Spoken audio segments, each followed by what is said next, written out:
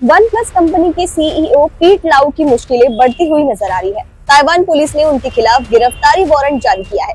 आरोप है कि वन प्लस के ताइवान के क्रॉस ट्रेड कानूनों का उल्लंघन करते हुए वहां कर्मचारियों की अवैध भर्ती की।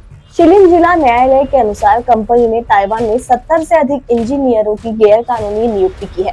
बताया जा रहा है कि वन प्लस ने हांगकांग में एक फर्जी कंपनी बनाकर साल 2015 में ताइवान में बिना सरकारी अनुमति एक शाखा शुरू की थी, जहां स्मार्टफोन के रिसर्च और डेवलपमेंट का काम किया जा रहा था। ताइवानी अधिकारियों का दावा है कि ये व्यवस्था चीन में कंपनी की हिस्सेदारी छिपाने और कानूनी जांच से बचाने के लिए की गई थी। हालांकि गिरफ्तारी वारंट जारी होने के बावजूद पीट लाउ की तत्काल गिरफ्तारी संभव नहीं है, क्योंकि ताइवान और चीन के बीच कोई औपचारिक प्रत्यर्पण संधि मौजूद नहीं है।